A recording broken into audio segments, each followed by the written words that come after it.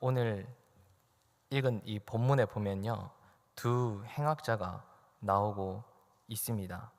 33절에 보면은 이 두 행악자가 하나는 우편에 그리고 하나는 주님 좌편에 있었다, 이렇게 말하는데요. 성도님들, 주님 오른편에 있는 강도가 구원을 받았습니까? 아니면 주님 왼편에 있는 강도가 구원받았습니까? 어느 편에 있는 강도가 구원받았습니까? 혹시 아십니까?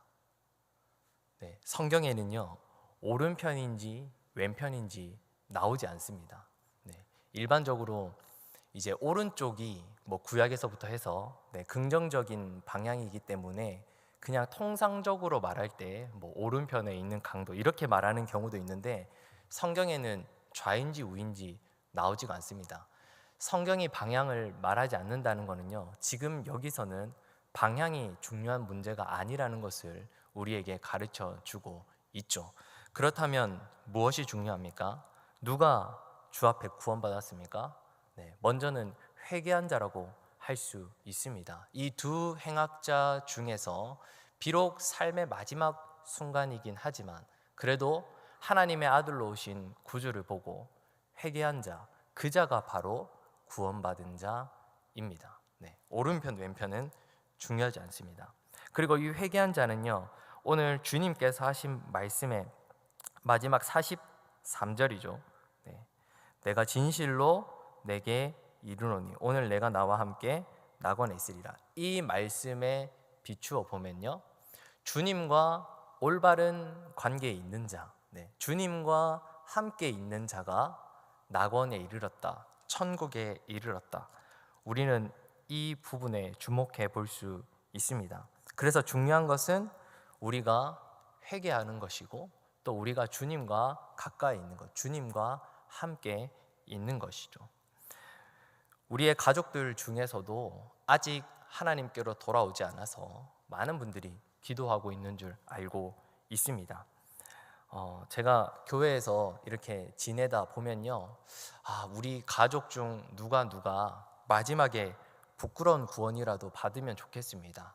살아있는 날들 동안 하나님 알지 못해서 상급은 없었지만 마지막에 순간에 부끄러운 구원이라도 받으면 좋겠습니다, 이렇게 말하는 경우를 많이 들었습니다. 저도 그 애타는 마음이 참 공감이 되고요, 그동안 가족들의 구원을 위해서 기도했던 정말 수많은 성도님들이 생각이 났는데요. 근데 이 성경을 보니까 이 부끄러운 구원이라는 것, 심경적으로는 제가 동의가 되지만은 아무리 성경을 읽어도 성경에는요, 이 부끄러운 구원은 없습니다.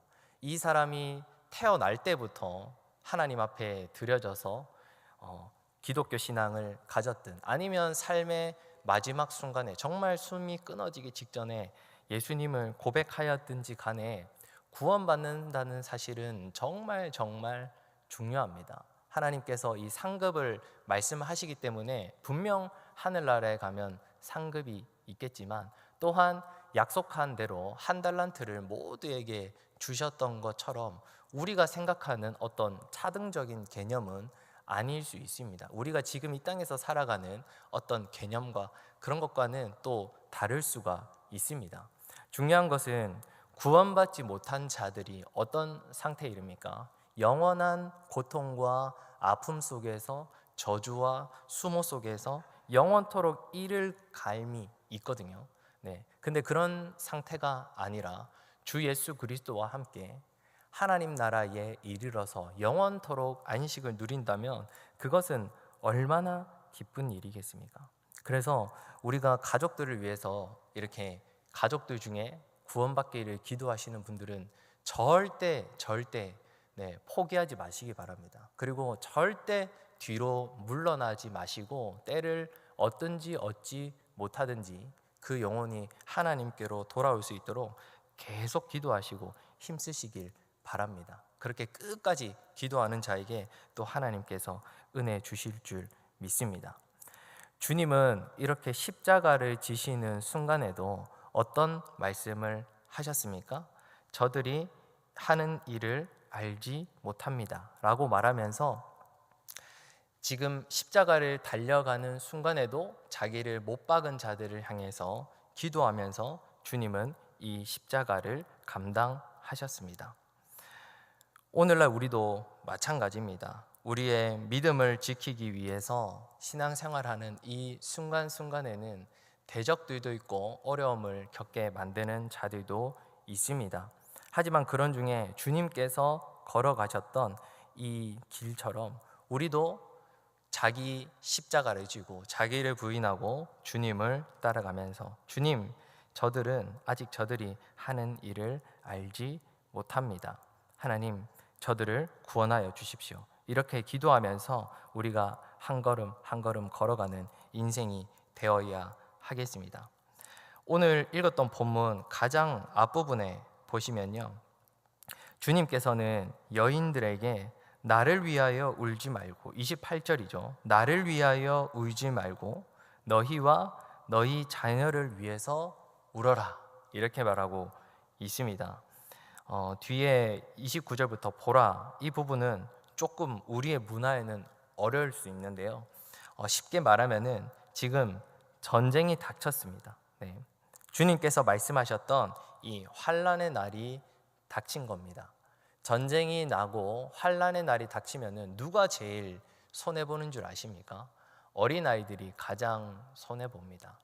원래 출산하고 아기가 있는 것은 하나님의 축복입니다. 네, 성경 안에서요. 그리고 아기가 없으면은 정말 비참한 인생이거든요.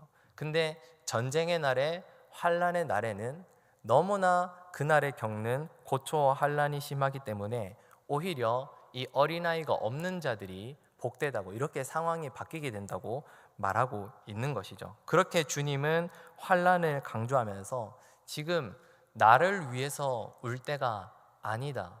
너희들에게 아직 하나님의 나라가, 내가 와서 이미 완전히 하나님 나라가 임하였음에도 불구하고 하나님 나라를 받들지 않아서 회개하지 않는 예루살렘, 회개하지 않는 이 땅을 보면서 주님은 나를 위해서 울지 말고 너희와 너희 자녀들을 위해서 울어라, 이렇게 주님께서 말씀하고 계십니다.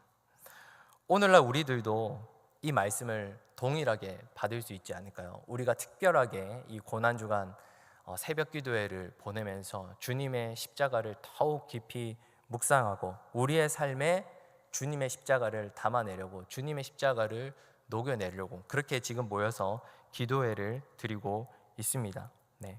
정말 중요한 것은 주님 얼마나 아프셨을까? 이것도 나쁜 것은 아니지만, 거듭 말씀드리지만 주님께서 얼마나 아프셨을까? 주님이 아프셨던 이유는 우리를 살리시기 위함이고 우리를 낫게 하기 위해서 주님께서 대신 매를 맞으신 것이죠.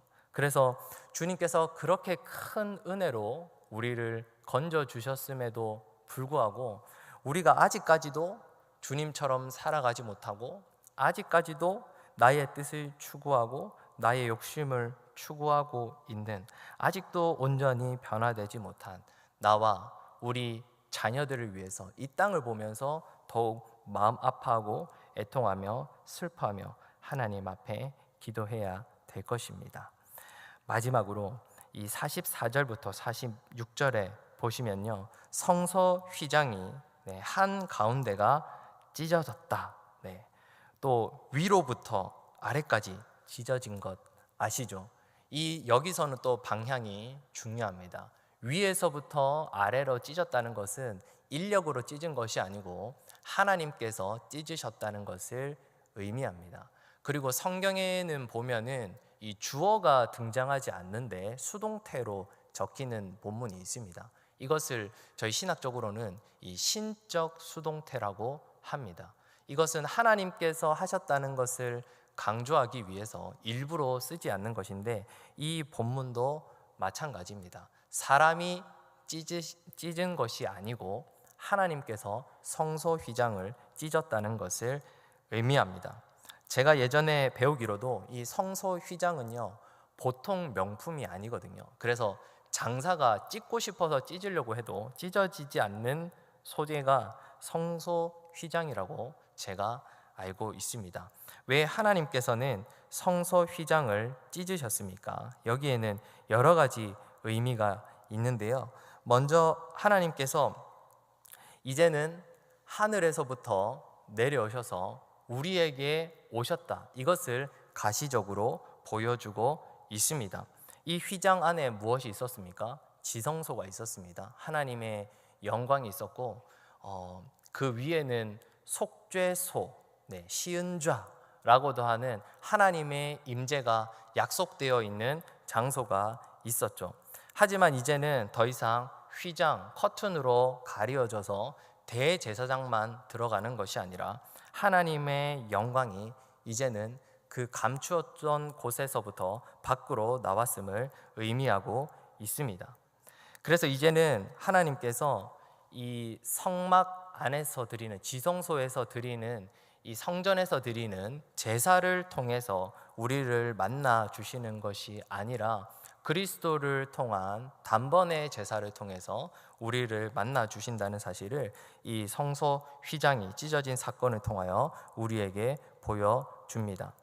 성소 휘장을 찢었다는 것은요, 예수님께서 자기 육신을 찢으셔서 하나님께 나아가는 길을 보여주셨다는 것, 예수님께서 새로운 길을 열어주셨다는 것, 또한 이것을 우리 가운데 보여주고 있습니다.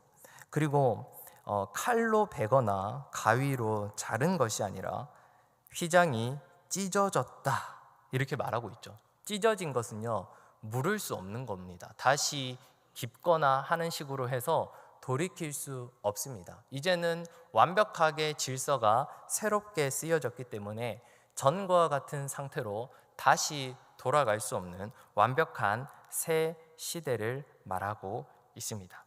주 안에서 사랑하는 성도 여러분, 예수 그리스도께서 새롭고 산 길이 되시고 우리 가운데 새 역사를 쓰셨습니다. 새 역사를 행하시면서 우리 가운데 큰 구원을 행하셨습니다. 오늘 하루를 살아가면서도 주님, 우리의 삶에 구원을 주신 것 감사합니다. 아들 예수 그리스도 내어주셔서 십자가 대속은혜로 구원하여 주신 것 감사합니다.